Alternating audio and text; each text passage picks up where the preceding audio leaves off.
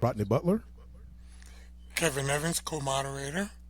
and Cyrus today Colley. we have a special guest on. We have a candidate for the sheriff office of Douglas County, Mr. Cyrus Colley, and he's going to be answering a few questions today. And it's just going to be an interview. And before we get started, I would like for Cyrus tell the people a little bit about yourself. Well, thanks a lot, Kevin and Rodney, for having me on your platform to get the message out. I am candidate for Sheriff Cyrus Colley. I live here in Douglas County, of course. I serve in the City of Atlanta Police Department for the last 14 and a half years. Prior to me working in the City of Atlanta Police Department, I worked in the City of Detroit with the private PA330 Police Department. I started my career in 2010 here with the city, going through the police academy, eventually going to Zone 5, which was my first assignment, which is downtown. So everybody has been through downtown, through the City of Atlanta. That was my first assignment. After I left there, I went to our community-oriented policing section, which is our COPS unit, which is more so community engagement, going out into the community, collaborating with the community. After leaving there, I went to the chief's office, where I created one of the largest youth initiatives in the city of Atlanta, which was the Atlanta Police Explorers program. And myself and Officer Maurice Moore created the GREAT program, which a lot of people know what that acronym is, GREAT, Gang Resistance and Education Training, which we went inside of our school system and talked to the young adults about gangs. After leaving that office for a little bit, I went back to Zone 5, worked patrol a little bit, answering calls for service, went to Footbeat, Midtown. I was promoted in Zone 5, went to Zone 1. Some people know about Zone 1 is the Bankhead Highway area. Went through the Atlanta Police Learning Institute as I got promoted.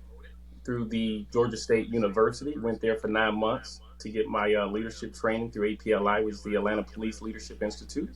Also worked with our motors unit for a little bit. And for folks who don't know what the motor unit is, those are the officers who ride the motorcycles throughout the city. And we have a great responsibility throughout the city, making sure that we enforce traffic safety. Not only just writing tickets, people would think that just because we're motorcycle officers, we write tickets, but we're also responding to civil unrest in the city. We're also making sure that dignitaries throughout our country, foreign and domestic, that comes in, that we do dignitary escorts. I also was appointed to the National Deputy Director for the NAACP on their National Security Convention Center platform. So that's a little bit about me, and now here running for sheriff in our county. Great, appreciate the introduction. And so you're a biker. I am. I'm a motorman. Absolutely. Golly, sorry. We're going to go ahead and continue on. Rodney's having some connection issues. Okay, wonderful. So, give me a second there. Okay. So the question was background and experience. Can you please provide an overall of your law enforcement career, which you have already? How did the key positions and responsibilities? I think you already kind of did that. Let's go on to the next question. What motivated you to pursue a career in law enforcement, and what experiences have shaped your approach to the role for the sheriff?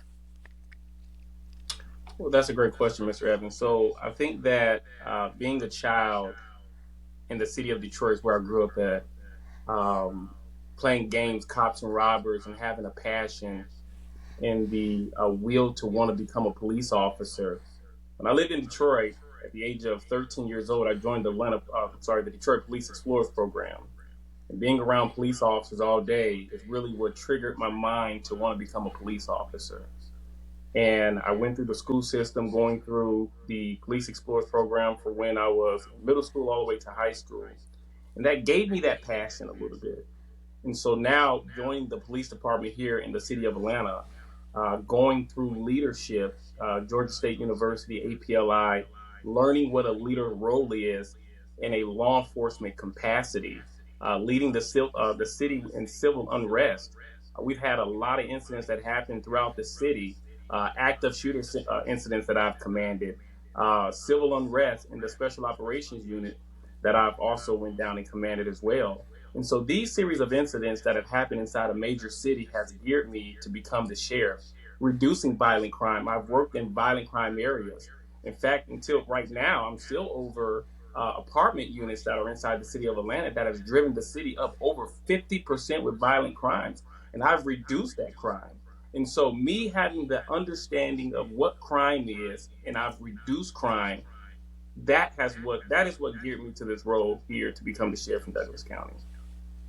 Very good. Very good. So you say you're from Detroit, so you're very familiar with Belle Isle. Absolutely. It's an island. Yeah, absolutely. It's a place to be in the summertime. In the summertime, the state took that over. So it's no longer owned by the city of Detroit. Oh, wow. Okay. Hopefully it's still fun, though. Yeah, it is. Okay. I'll go, like Rodney's close to being on, but I'll ask my next question. And it's under leadership and management. Can you share a specific example of your past experience where you successfully led a team through a challenging situation? A great question, Mr. Evans. That's another great question.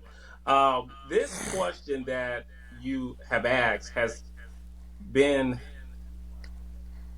a big challenge. My answer is a challenge, and the reason why I say that is because a lot of incidents in the city of Atlanta that we deal with as it relates to management is challenges, how we navigate through. And I can say one of the biggest challenges that I had was during the George Floyd era. I can remember we were just escorting Vice President Pence in, and my major came over to me and he said that we need the motorcycle units to go down. We're having a protest. It's about 300 people going to be downtown. And so being that I was the rookie sergeant, I was picked. I was nominated to go down to downtown and command my officers and put them throughout the protest to ensure the safety and security and shut down roadways. And so going down, I can remember going down Peachtree, getting ready to make a left to go that westbound onto Marietta Street. And I could see tens of thousands of people chanting, "No justice, no peace." And they made more chants about the police the more they saw us. And so what I can tell you is that the country at that time unified together because they saw an issue in law enforcement. But I never thought of the issue was me that people were looking at. It was the uniform that I was in because if they saw George Floyd being choked out on the ground by a person who wear a uniform like me. And so the crowd began to come at us, and I had to abort the mission. And I told our officers we need to recalibrate, go, and then we need to come back and reassess. I'll tell you this: that night was not in the handbook. That night was not in our policies and procedures and how we executed, because that was a scene from a movie that we had never dealt with when we saw officers putting up help calls and we saw buildings catching on fire and looters and rioters going through, and we had to still serve even though they were coming at us. And I had to make sure that I served the officers, and not only serve the officers, but serve the community. I'm telling you this, we had the blue flu. We had officers sicking out, not coming into work. Officers didn't want to come to work in those conditions. And so for me as a leader coming into this division, special operations, it was new for me, and it was new for a lot of leaders. And so that is one of the most challenging issues, and how we got together with some of the leaders in the protest to talk to them, to let them know that all cops are not bad cops. So I think that the civil unrest by far, Kevin, was the most challenging incident in my career. Okay. Looks like we got Rodney back, but I want to go ahead and piggyback off of that comment. I like to go outside the box a little bit. Sure. You mentioned there was a lot of blue flu particularly because of the harassment that you guys were getting. Yeah. But how can you convince the community that the blue flu wasn't because it was of George Floyd? They didn't want to support it.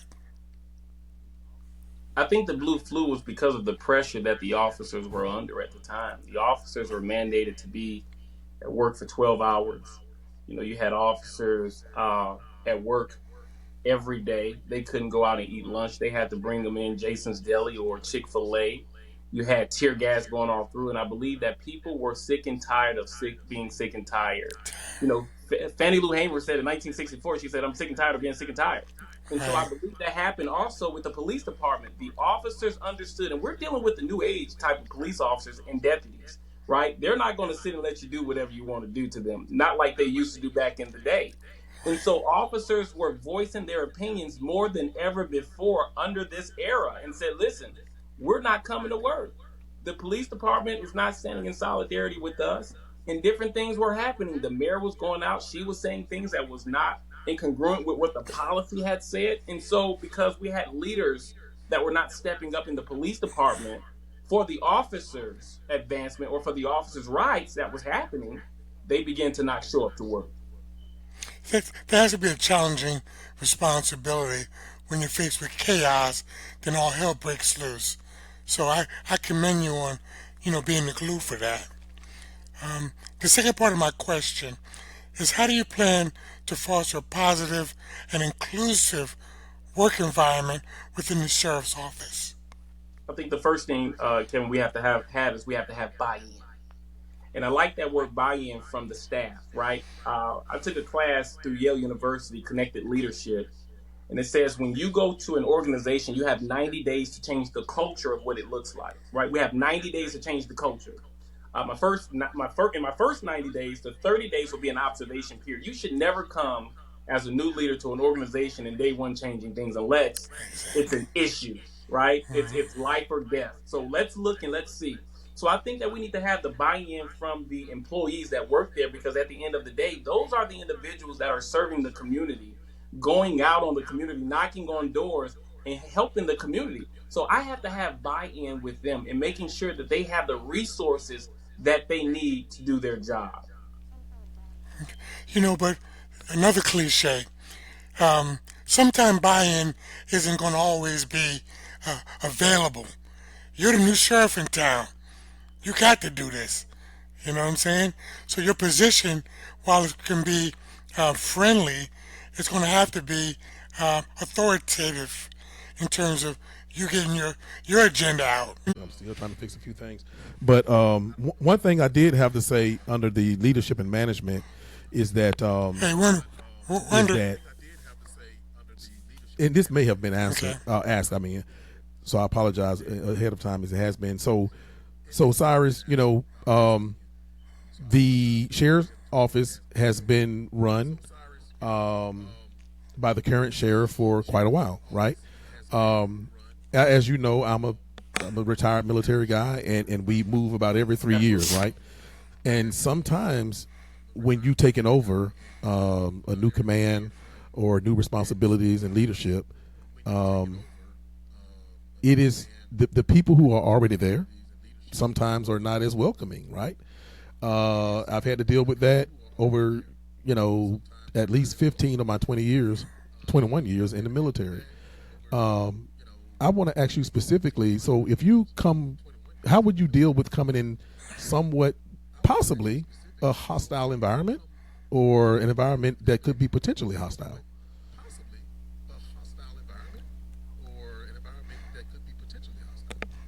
Good question. So I think that how we need to handle that is just making sure that we have those open conversations when we first come in. So let's talk about that. So I believe that my first day, what we would do is we would have a mass meeting with all staff, all command staff first, to figure out the plans and the culture of the agency, because to every organization, there is a culture. So figuring out the culture, and right, so I don't want to be the enemy coming in as a new sheriff, right? There's always new leaders coming in. You're going to come in and you're going to change people. I've heard you're going to bring your whole command staff in. Well, let me give this disclaimer. We're not. What we're going to do is we're going to look at what's conducive for the community. We're going to look at what's conducive for the sheriff's office and have those conversations and see what's best practices. What have we been doing for the last decade that doesn't work today in 2024? And let's change how that moves. And I think that if people are not willing to get on board of the new movement, then they need to figure out whether they need to take their retirement plan or they need to leave the agency if they can't get on board with the new plan that we're going to push forward. Yeah, and I like that because my background is executive coaching, um, Six Sigma, Lean Six Sigma, all those kinds of things. And we go into Fortune 100 and 500 companies, and first thing we look at is management. When we're trying to change stuff, and the first thing we do, Mr. Cyrus, is some of the top guys got to go. Yeah, Y'all ain't been running this place right. So you say you're not bringing your team, but you're going to bring some of your team, and some of your team is going to replace a lot of their team, and that's going to cause controversy. I think, and I'll say this to rebuttal. Uh, I think when people see that there's a shift in leadership, most times they're quiet to see the movement. And as a leader, you never start from the bottom making changes, you start from the top. Everything Mm-hmm. is controlled from the head. And so we're going to ask, what have we been doing for the last 8 years under this administration? Mm-hmm. What can we change to do better when we see uh, issues within the ranking file within the organization? What's wrong with the attrition rate? So I think these are the questions that need to be asked. And Right. like I said, just leading from the top. And if people can't get aboard with the new management and the new structure of movement, I think it's time to look at your Okay. retirement. I got the next Exactly. set I coming agree from with you, community sir. engagement. First question: how would you ensure that your office reflects and serves the diverse needs of the community?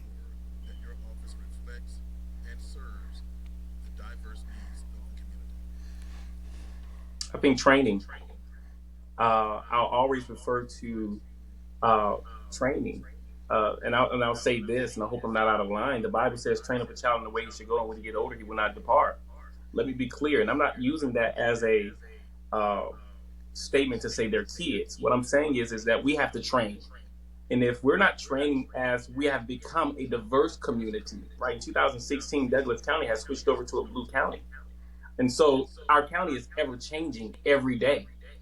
More residents are coming in. We've been the fastest growing county since 2000, one of the fastest growing counties since 2017. We're growing at least 2 to 3% every year. Diversity is here. Equity is here. Inclusion is here. And so we have to make sure that our police departments look like the community that it's going to police. We can't have one specific set of genders or races. We have to make sure that we are combined between the two and we train. That's my answer is that we have to train, make sure that we have to train. How do you do that, sir, without um, stepping on affirmative action or bad hiring practices when you try to do inclusion? Because you're right, there's a whole new demographic of people coming in here, and you want your community to look like that community. How do you do that without stepping on affirmative action? So I think that that's something that we have to be very careful on, right? Right. And so I think it starts with our background recruitment, and that when we're hiring, we're not going to be looking at color. I think one of the issues that I've seen across America with police agencies hiring people and how they move you out of the process from that hiring is they put these little things out there, tattoo policies, right? Beard policies. These are ways that we eliminate people from getting hired with your agency, right? And Gotcha. so Yes, now sir. what we're going to look at is we're going to look at policy changes. We're going to make sure that our policy is going to be very diverse. Hey, we're going to hire you. If you're body and you're qualified and you're capable, we're going to hire you. So it starts at Now our let me ask background you this. recruitment. So we won't make sure we step on any So toes. we know that Gotcha. there's been a how can I say, like an attempt or a movement to just remove all of these three-letter acronyms that's been out there, and DEI is one of them. So now I hear you say that you're not going to look at color. And I'm assuming you're saying you're not going to look at color in your hiring practices. Now, since you said that, I need to further ask you: do you believe that the specifically, because DEI is a lot of stuff, it ain't just race, but do you believe specifically that the race of your office, of your sheriff office, Right. should be matched or as close to equivalent to the to the larger community that it's serving, race specifically?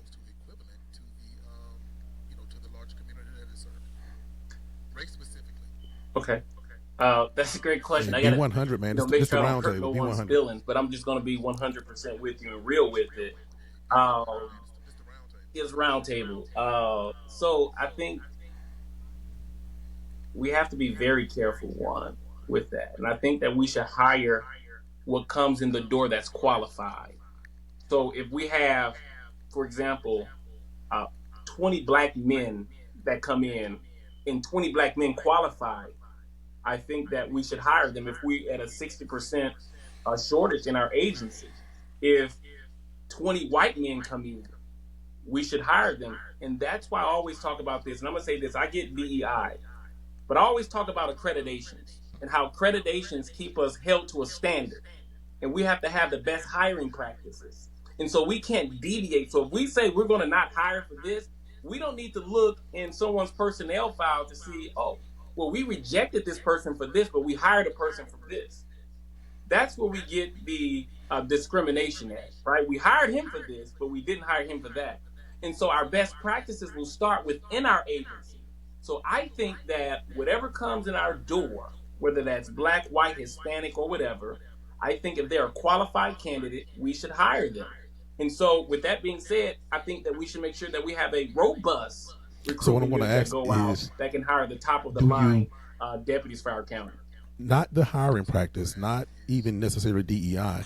The gist of that question is, do you believe that the race of your office, as close as possible, should it reflect the community at large? Not if they're available, not if they're just asking you, do you believe that is more healthier in law enforcement that happens, that you look like your community? Because we always say, right, and we need to see what we want to be. So if little boys and teenagers are not seeing black cops, then they might not want to be black cops. So it's more of a ideological thing, not necessarily a red tape thing. And again, I know it's kind of a difficult. Yeah, it's kind of sticky, but yeah. It's a sticky question, right? But let me say this. I get it. I think that the Right. police department should look like the community that we police, and we should get as close as possible as to whatever, right? So I believe that if you have a police department Exactly. where you have predominantly Hispanic or Right. predominantly white, That's or what. Yeah. predominantly Exactly. black, yeah, we need to hire some more blacks. Let's be clear about Yeah. it.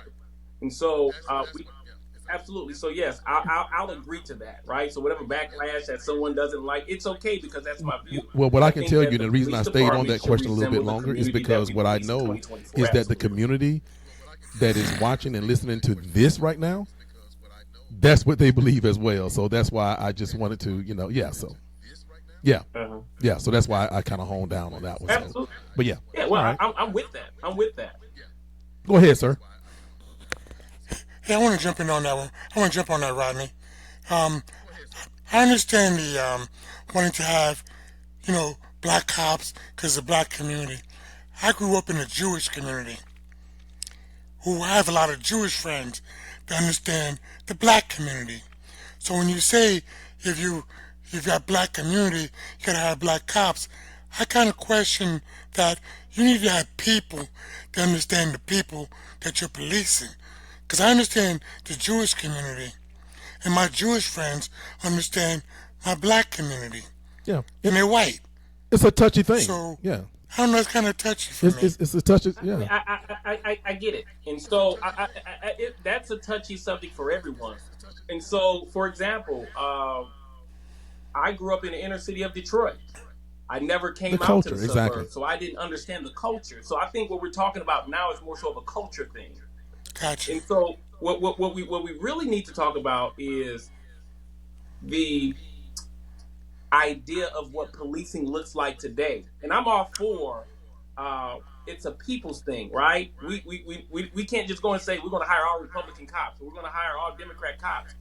We're going to hire the people. For example, for me, I'm running in a sheriff's race, and some people you'll hear, oh, I'm not voting for him because he's a Democrat. But let me be clear, I win as your sheriff.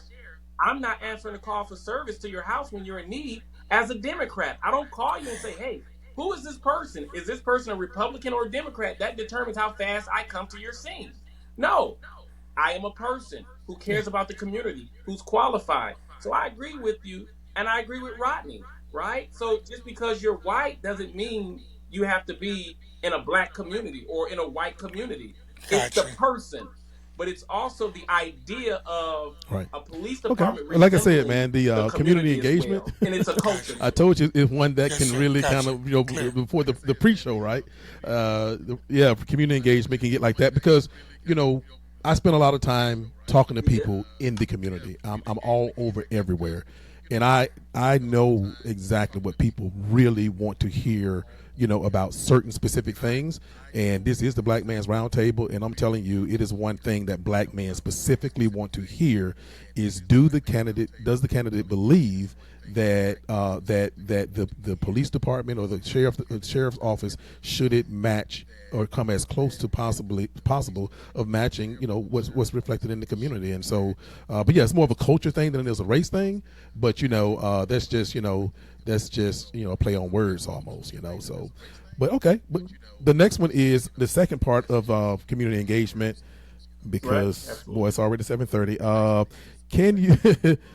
Yeah, hey man, that's hey. If you that's all that's music. That's music to my ears, I'm having a man. good That's time, music to my Rodney. ears. Okay. Okay, Cyrus. The next one, That's what we do. I'm gonna make sure I'm not gonna ask anything on this one.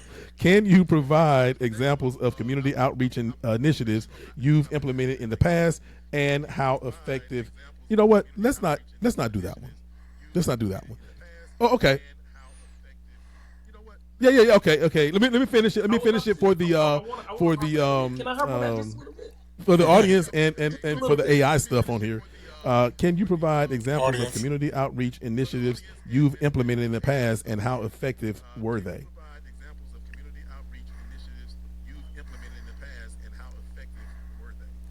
Absolutely. In 2012, we created a law enforcement explorers program. And this is what I talked about in my introduction when I came on. We were the largest law enforcement program in the Southeast, Rodney and Kevin. We had over 200 kids that we guided over to jobs. We gave them jobs. We worked alongside with the Atlanta Workforce Development. And these are some of the programs that we want to do and implement right here in the city of Douglasville, in our county of Douglas County. Also, I'm a part of the Midnight Basketball that's happening right now in the city of Atlanta. These are the things that people are talking about, having robust, innovative ideas of how can we get these young people, not just black, not just white, but us as a community, how do we get these young people who's committing crimes right here within our county? We had a house party right there on Anawake where 7 kids were shot, 2 kids were murdered. We have more kids at the house party than we did at the Police Explorers program through the sheriff's office. And so what we need to do is we need to collab with the community, create these robust initiatives. And that's something that I did in the city of Atlanta. I'm really for youth initiatives, and that's something that I want to do. Partner with local organizations here that we can push their programs. The sheriff's office got a $6 million contingency fund. They just got that. We should be able to pour into some of these young people's lives with this money that the sheriff office can do what he or she wants to do with that funding to help with outreach with our kids, to save our kids. No Kevin? child will be left behind under my administration. We're going to pour into these young people. I like that. I like that because I grew up in a small town Yes. in Jersey where cops walked the beat. They rode bicycles. They walked with you home from school. You know what I'm saying? When you had a problem in the neighborhood, they would call Chief Colley, come over here, Kevin acting crazy. You come over, take me on the porch, smack me in the head, and everything was cool. My question is, how far back can you reach when you talk about your police academies and stuff like that? Because statistics had said that prisons are built based off of third grade Third black grade. boys. Black boys. How far do you reach back? Can we get these boys at third grade and start doing something? I think that we can put mentors in their lives. And we're talking about broken systems, right? So, Gotcha. single family, mother, father has left the household, she needs help. I think that we should have programs. 10. Or no, Third yeah, grade, 8, 8. what is a child age in third Yeah. grade? What, eight, nine? Yeah, a little. Around that age? 8? And so I think that we can create a junior explorers program. You got to remember, I was a police explorer. In fact, I said it was 13. That's when I remembered a lot. But it was really when I was 9, I was a junior police explorer, marching up to the sheriff's office or the police department. I'm sorry, the 5th precinct. And so we need to create programs, Big Brother, Little Brother. I remember these programs. What about this, y'all? The PAL program, the Police Pow. Athletic League. Right, We can right. get the kids in there boxing. We can get the kids in there playing basketball, learning sports, learning trades, getting their homework. One thing I can tell you this is the city of Atlanta got it together when it comes to that PAL program. They have vans in place. They go pick up kids from school. They bring them back to the PAL centers and they help these kids and they send them back home. I think that we should do the same thing right here. And Kevin, let me tell you this. I think we should tap into the young people. And so, like I said Yeah. earlier, train up a child in the way he should go, and when he's older, he won't depart. Let's tap in. We don't have room to fail the kids So anymore. The system Kevin, now has you failed forced me to them. do this. So Let's get I back wanted out to there. move Let's on try to to your help the next kids. set, but I got to because Right. I know you said Uh-huh. that boys, black boys by the 3rd grade. Um, Now, what I know as an educator is this, Cyrus, is that, or former educator, it is that by the 3rd grade, they build prisons Mhm. based on they build prisons based on because in 3rd Yeah. grade we're supposed to stop learning to read, we're supposed to read to learn, right? And if you still learning to read and not reading to learn in the 3rd Yes. grade, then there's a high probability, if you're still learning to read in the 3rd grade, that you might be in one of those jail cells. Now, I bring that up because I want to talk about the connection real quickly so we can move on to Kevin next set of questions about law enforcement and policies and procedures. Is real quickly help us understand how your office will have a relationship with the sheriff's office and the schools, because we talked about what reading to learn, right? Especially elementary school. Right. Wow. You know what? That's really tough. And not tough in a bad way, but tough in a good way. And I'll say this. Just recently, the school systems just created their own police department several years ago under the direction of Chief Whaley. And I hear he's doing a phenomenal job there. In fact, I had a meeting, it was a forum where Trent North, the school superintendent, was there, and he was talking about all these initiatives that the police department and safety mechanisms that the police department have in place. So what I don't want to do is step on anybody's toes as it relates to their RAM of authority. And so what I would love to do is sit down in the county with all the different department heads as it relates to law enforcement. That would be either Gary Sparks, which is the chief of police, Chief Whaley, and see if we can collab on programs, getting the DARE program in the schools, getting the Explorers program more in depth in the schools, Yes, and it is. pushing that wave because of the prison school to prison pipeline is real, right? In the 3rd grader, we can know where he or she is going to land by a test score. So why not take preventative measures, y'all? Let's get in the school system. Let's create a big brother, little brother program. Instead of people running away from the police and not trusting law enforcement, let's build the relationship back and let's collaborate with our youth. Let's push them to the next level. Mighty men of valor, whatever you want to call it. Let's have the idea to get in there to push our county to the next level. These are our kids here in our county. And I know right, I'm going to get to my question, but what you just talked about, Cyrus, is I agree with helping and connecting with the kids. But what I found, and this is personal with me, one of my nieces has an incorrigible child. She's afraid of her. She's afraid. No matter what you do as a police officer, with your programs and all that, she is afraid to discipline her child. I come over to try to discipline her. Now I'm the bad guy. So I think when you start putting your programs together, you got to bring these parents in and re-teach them how to be mama and daddy. That's not your friend. That's your child. Absolutely. You know? And I'll say this, and I agree with you, Kevin. And that is old school, right? Because we have a new school type of parentals that are out here today that have become friends with the kids. And so I do believe in accountability. And you're absolutely right. I agree with you. they've taken the old school out of the homes. Right. And the kids get to do what they want. You got kids. Let me tell you something. When I was in high school, I didn't have a car. I caught the bus. You Yeah. got kids I driving walked. Teslas and Maseratis at the school systems. And so now we need to look at children that are privileged, right?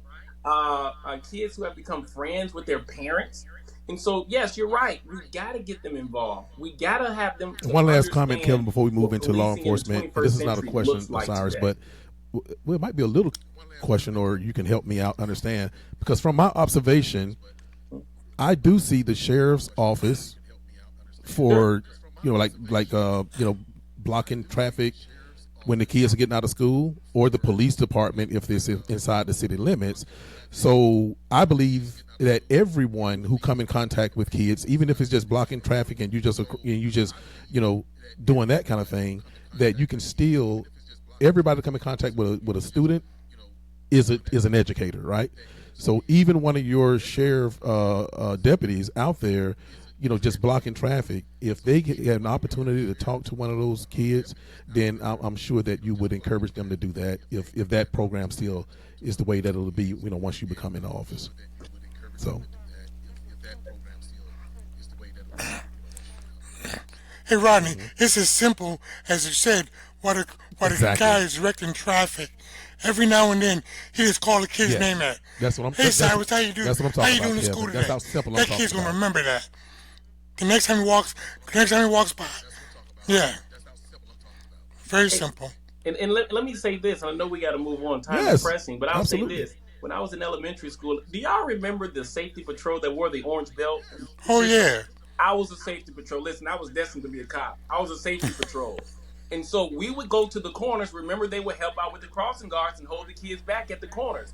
I remember ever so clear this police officer named Terry Wilcox. Terry Wilcox was the first police officer from Detroit Police 5th Precinct that I had ever met in a police car. And that relationship that I garnered with All right, Officer Kevin, you're up Wilcox next. is one of the reasons why I'm here today.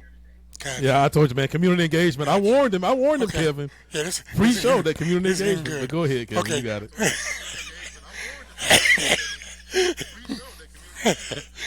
Okay, law enforcement policies and procedures. What is your approach to maintaining the balance between enforcing the law and protecting individual rights and liberties? One word, I'll sum this up. And this is a question that a lot of people are talking about today: oversight. One of the main issues we have in law enforcement is a lack of oversight. Looking at the policies and procedures that we have in place, I think some of the policies and procedures that we may have in place are a little outdated. But you have to have oversight in place to make sure that the officers are not violating people's rights. So one of the things that I've done as a supervisor is that we have in the police department is what you call a body camera audit. Every week, 5 officers have to be audited to see how they're engaging with the community, to see how they're talking to the community. And if there's any policy violations, we reprimand that officer, bring that officer in, and take him through a verbal counseling. And if he continues to do it, then we send him back to what we will call some type of training, maybe some diversity training, or maybe some de-escalation training. So the answer to that is oversight. Oversight. Now, one of the funniest, not funniest, but weirdest things that happened when I was in the service is whenever we had a problem with a person speaking up against a race, we would have that person develop a training program about that race that he was so negative about. You know what I'm saying? And present it to, like for instance, if a white guy came and said a bunch of N-words all over the place, we would have him develop a program and come and teach black kids, black soldiers, black sailors why the N-word is not appropriate. One of the things that the City of Atlanta Police Department, they used to do, I'm still currently employed with the police department, I'm just on the leave of absence. They were sending, and I'm not sure if they still continue to do it, but I'm quite sure they do, sending all of the recruits through the Civil Rights Museum downtown. It was one of the things that they had to do, is go through the Civil Rights Museum downtown, because you got to realize the culture of Atlanta is predominantly black. And so people are coming from all over the world to become a police officer here in Atlanta, and people need to understand the culture of what happens. And here, the civil rights, it's the major hub for civil rights movement. And so they have to go through our civil rights museum downtown. Okay. On to my second part of the question. Excuse me. In cases of potential misconduct within the office, how would you address and investigate the allegations to maintain accountability and transparency? You kind of said that already, but can you address that? Yeah, oversight. Oversight. So oversight. But let me say this also. I think what the community is looking for is full disclosure. I said this before, and I'll continue to shout this out. People say transparency, but transparency is only what you want to be transparent about. When I talk about full disclosure, there's nothing left out. For example, in 2018, the sheriff's office went through one of the largest sex scandals here in Douglas County's history. I don't know if a lot of people know that. And so the only reason why that was uncovered was because Randy Travis from the I team went in and asked those tough questions to where you had detention officers having sexual relationships with the inmates within this facility. Where is the oversight? How is this happening? Then you have the command staff, the ranking file, having sexual relations with the administrative assistants. How is this happening? And then Randy Travis asked a question: should these employees lose their post certification? Absolutely, they should. Not only is it an embarrassment of the agency, but it's an embarrassment of our county. If I was the sheriff, all the employees that was involved with that sex triangle would have been fired under my administration. Now say it loud, now say it clear. And I say we need to make sure that we have oversight in every aspect of the agency. And not only just oversight, but citizen advisory boards. Men and women like yourselves on an advisory board that we can meet every quarter, every month, and we talk about the issues that are at hand with the sheriff's office. The problem why your sheriff's office and your police departments don't want advisory boards is because they don't want you to understand what's happening within the agency. No one can tell me they know everything when you're not a police officer or a sheriff deputy that works in this organization or in leadership. You know, as a citizen, everything that goes on in this everything that goes on in this agency. You don't. That's why under my administration, day one, I want to make sure that I can enact a citizen advisory board comprised of multiple people throughout our county. We have 4 districts. Make sure that we can get an individual that can represent each district, that can meet with the sheriff, and we talk Sir, about the issues if that I are don't at hold you hand to anything that are else in this sheriff's office. that you said today, Gotcha. the Citizens Advisory Board, Cyrus, I'm going to be all over it. Just know that. Kevin is too. I'm going to tell you right off the bat. I'm telling you, man. You said it right here on the Black Man's Roundtable. I appreciate it. I appreciate it. Yep. I appreciate it. Okay. We're going to go into the next set. Got you on film. Hopefully, you're probably going to end up answering my second part of the question, because that's the way they kind of design, because they design is kind of follow up with the first part, which is what strategies would you prioritize to address, and this is under public safety and crime prevention, what strategies would you prioritize to address current crime trends or concerns within the county?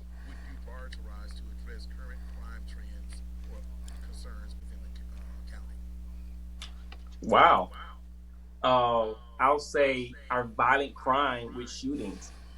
When we look at the issues across our community, we're seeing an increase with shootings.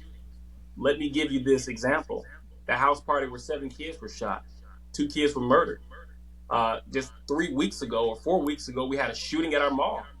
A domestic incident happened at our mall. Gentleman shot several times, almost left for dead.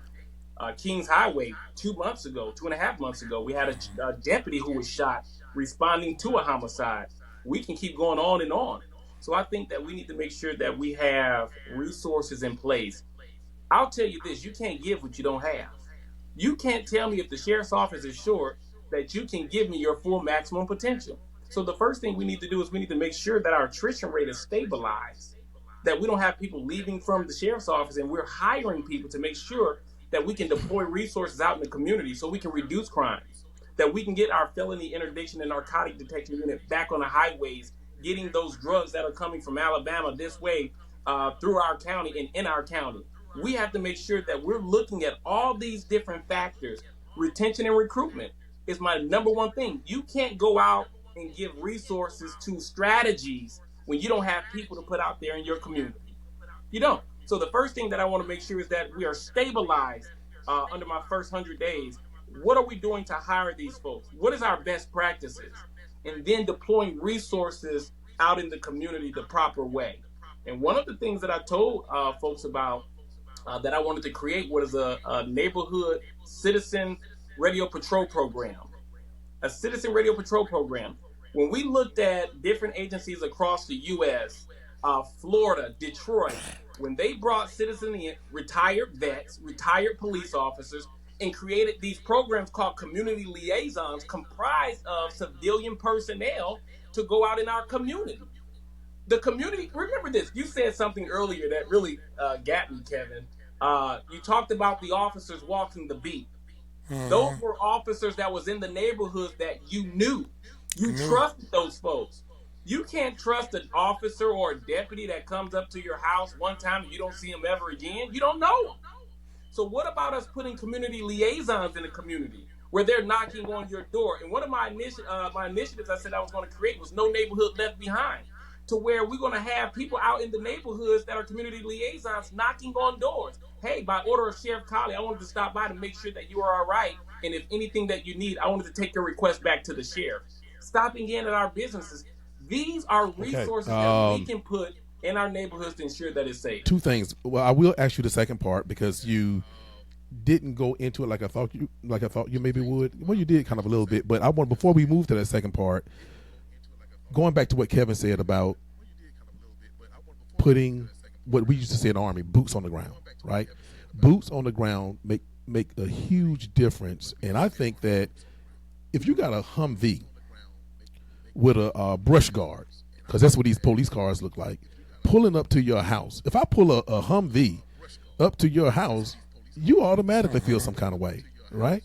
So, you know, Kevin, I'm so glad you brought that up, and I'm so glad you addressed it, Cyrus, because that is another one that's real hot when it comes down to the people that really follow and listen to this podcast. But the next one is, how do you plan to collaborate with other law enforcement agencies and community organizations to enhance public safety?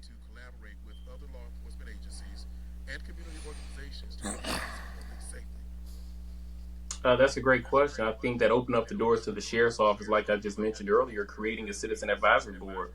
So if we create these programs for the community to come in and express their opinions on what's happening in our community, I think that's a start, right? Come again, let's having a conversation, right? They got a thing called coffee with the chief or coffee with the sheriff or conversations with Colley, that we can do stuff like this, that the sheriff needs to be on this round table, having these questions asked to him so he can give you the answers to it. And also partnering with our other outside agencies, Douglasville, not only just agencies within Douglasville, but what about the surrounding counties, Paulding, Carroll, Fulton County? We need to make sure that we can have a leaders meeting, that we can meet with the command staff so we can all be on one accord. And I believe that one of the things that I really like about Atlanta is that we have what you call a Cobra meeting. And Cobra meetings, I don't know if you've ever seen, I can't think of the TV show. It's based out of Maryland. It was a police show, and they had ComStat meetings, right? The Wire. And you would see ComStat meetings, and they would come in, and Chief Pennington is what brought that to the city of Atlanta. I think if we go to the agencies that's surrounding us, and all the sheriffs and the chiefs can come in, and we can have a meeting once a month, once every 2 months, once every 3 months, I think that that's a better approach, because I do hear that there is some tension between the different agencies that work right here within our own backyard. And so if the leaders can get on as one, then we can Kevin, it's 7:53. What we'll do, Kevin, is for our next three topic areas, pick whichever one, but we're just going to do one from each one of those so we can hopefully get through all of them. So for yours, for 6 and 8, Kevin, just pick what you want, and we'll go from there. No. I'm saying you can still do 6 and 8, but just pick one of the subcategories, the questions under the topics. Yeah, whichever one you want. Oh, okay. Okay. Gotcha. Okay. How do you see technology impacting the law enforcement in upcoming years, and how would you integrate new technology into your office? in the upcoming years, I think, how about let's say now, Yeah. technology is impacting our police departments today. Folks are not policing like we're in the 90s anymore. Uh, Technology is evolving every day. Let's say that. How about this? Let me tell you this. They have just created a system that you can hear live 911 calls. Brookhaven was the first agency in the state of Georgia to roll that program out. When you call 911, the officer riding in his car can hear the live 911 call as he or she is en route to that call. How important is, number one, officer safety, that officer can hear what's actually happening in the background. Now, normal time, most times the officer would ask for updates. Radio, what's an update? Or Douglas County, what's the color? What's the make? The officer is right there hearing the call in his patrol car. Let's talk about Shot Spotter. We're dealing in a time Oh where yeah. violent crimes are going up like more than ever before. Gun violence is happening right here in our county. Let's not be oblivious to it. Let's not be oblivious to violent crimes that are happening. It's here. Folks talking about some we don't want to live here no more. Atlanta gonna get listen, violent crimes are here. When we see all these folks being shot in our county, we have to use technology to aid us with solving crime. We use Shot Spotter. What is Shot Spotter? Shot Spotter is a microphone that is put out throughout the county. So if somebody fire around from a gun, not only will it alert the officers in the computer immediately upon that round exiting that chamber, it gives the caliber of the gun and it gives the exact location where that round could be found. Now think about this. Imagine somebody gets shot in the county and Shot Spotter tells you exactly where the round is. What is your solvability rate with your crime rate? Your solvability, it's going to be superb. You're going to be solving crimes left and right. What about leveraging technology with video integration? Where's the camera system at in our main corridor areas? Where there's no deputy, there needs to be a camera. I'm not saying that I'm going to infringe upon your privacy and put them in your neighborhoods, but let's get them on the main right-of-ways, where if something happens, we have deputies monitoring the roadways all time of night. Think about drones.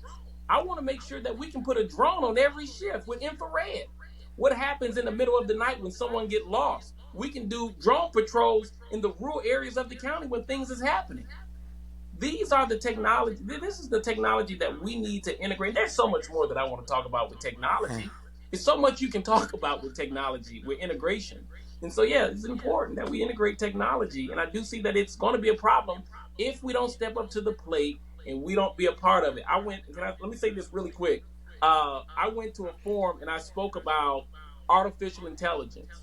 And the lady said, "Oh no, he's about to bring robots, artificial intelligence." Let me tell you something. Artificial intelligence is already here. If you got a Ring door camera, artificial intelligence. If you got a smartphone, artificial intelligence. Anytime that you can talk to a device and it gives you your content or whatever you want, or the algorithm works to where you talk about a doghouse and then dog houses come up or cars come up. Artificial intelligence here, we have to leverage it. Our county is moving to a different direction. We cannot continue to sit and do the Absolutely. same thing over and over again, or we will Yeah, be and left artificial behind. intelligence is right here on this Gotcha. platform because Well it said. even Well said. artificially intelligent and make the name Absolutely. the chapters without me even having to input it automatically just by what we're talking about. So yeah, it's everywhere. So next under personal values and ethics, Cyrus, I'm going to ask: can you share a time when you faced an ethical dilemma in your law enforcement career, and how did you handle it?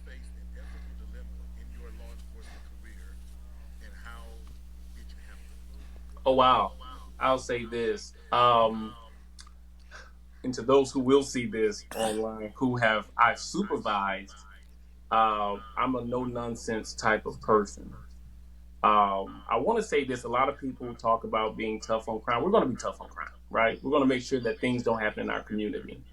But when we deploy officers out in the community, we want to make sure that we're deploying the right officers who are trained to handle your situations that you face in that moment. And so there was one time that I was working a 12-hour shift. It was the 4th of July. And I got received a call from an officer and said, "Hey, Sarge, a lady said that I touched her." And I said, "What do you mean? Explain touch." She said, I hit her. I said, "Well, what happened?" He says, "Well, I'm trying to arrest her." And so I said, "Well, arrest her. If you have charges on her, arrest the lady. I mean, if she's hitting you, arrest her." And so he wasn't telling me the truth. And so she said, well, she needed a supervisor to come out. So I said, okay. At that moment, I was dealing with a chase on the radio here. The officer was chasing a car down Bankhead Highway. I was calling in the shift, and that was happening. I said, well, go ahead. If she's arrested, just bring her into the precinct, and I'll deal with her complaint when she come in. And so the officer came in, and I said, okay, where's the lady at? I need to get her complaint. He says, well, I didn't arrest her. And I said, well, why didn't you arrest her? I gave you a direct order to arrest her if she had committed a crime, right? She committed a crime. She needed a supervisor to arrest her. And so, long story short, I went out to the scene, and the lady said that the officer touched me sexually. And so he left that part out, right? And so there's a few things that we do in our department um, as relates to misconduct or something of that nature. We notify internal affairs immediately. We notify the chain of command. And so immediately I started doing my paperwork. And I don't say someone is guilty of something until we have absolute proof. And so one of the things that I talked about with oversight is I went back to the precinct and we began to watch the video. And the officer's body camera is on like a toggle and it kind of clicks. And so you can see his hand go up and you can see it click and the camera drop and begin to dangle. And you can hear something in the background of a young lady saying, huh, what'd you say? And so for that really gave me chills. And so what I did was I started the paperwork and I called internal affairs and I was directly advised to relieve the officer of duty because there was enough evidence right there to kind of see that something had transpired and we need to dig into this a little deeper. So we ended up doing all the paperwork, relieving the officer of duty because of the actions that he took that day.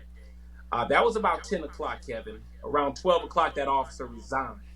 And so I did everything in my power to make sure that we documented these actions and that this person wouldn't be a police officer no more. All right, Kevin. Yeah, once again, I didn't came off, man. But once you ask your question, Kevin, if I'm not still on, just remember to ask him. You know, how can people reach him, and you know, any closing remarks he want to make.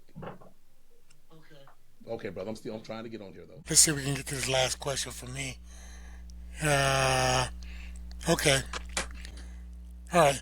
In what ways do you intend to leave a lasting positive impact on the county through your role as a sheriff? I think my work, I think making sure that the agency culture change to more of a modern day system of trust.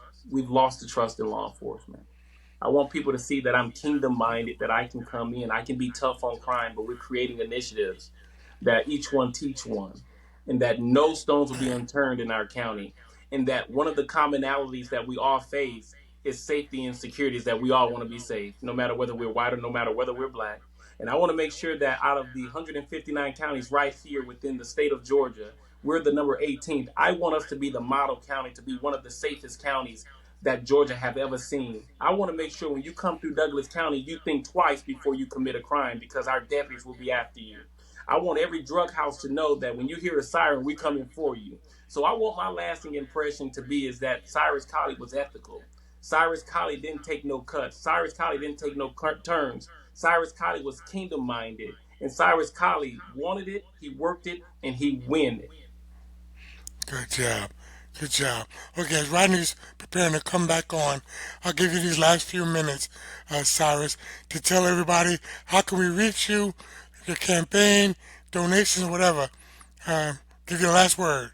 Hey, well, listen, Douglas County, again, you heard what some of the things that I want to push here in our county. Change is necessary. And a lot of times you may not agree with a lot of my approaches, some people, but change is necessary. And one of the missions or the slogans of the sheriff's office is progress is impossible without change. And in order for us to move to the next level in our community, we must change what leadership looks like. If I could be your choice, if you give me a chance, I can move us to the next level in leadership and I can move us to the next level in the sheriff's office. You can reach me on the website at www.colleyforsheriff.com and also on our social media platforms. On Instagram is Colley for Sheriff, and that's FOR Sheriff, and it's just Cyrus Colley on Facebook and TikTok. And also, if you would love to donate, every dollar counts to get us past. We're coming up close to early voting. Early voting begins April 29th through May 17th, and the primary is May 21st. Every dollar count. Go on my website and drop a dime, drop a dollar, drop $5. It doesn't matter what you drop. It will help me get over to that finish line. And thank you so much for having me. Now, is there any upcoming events that you're going to be going to within the the next week or so? Yes. Oh, so the There you go. 18th, we will have a candidate forum. There you go. Meet me there. It's a meet and greet. If you want to meet me in person, we can talk more in depth of what we need to do to transform and change our county. So meet us there. It's going to be at I think it's the community center right off of St. Stewart Julian's. Mill, right? St. It's right. Julian's. Oh, St. Julian's. that's this weekend. Yeah. Okay, so I will not be there. My grandmother passed away. I Okay. did her funeral on Oh, Saturday. But the okay. 18th will be Gotcha. the event that I'm speaking of. Is right next to I think it's called Thumbs Up Diner at the Okay, Community yeah. Resource Center. It'll be there 18th, and it'll be a table breakout there. You can come and have a candid conversation with me. I want to meet you where you are. I want to be that sheriff that meet the people where they are, and we have those conversations. Okay, Mr. Colley, Rodney's in the background getting ready to end the interview. So hold on 1 second, and we'll let you know when you can go off. Go ahead.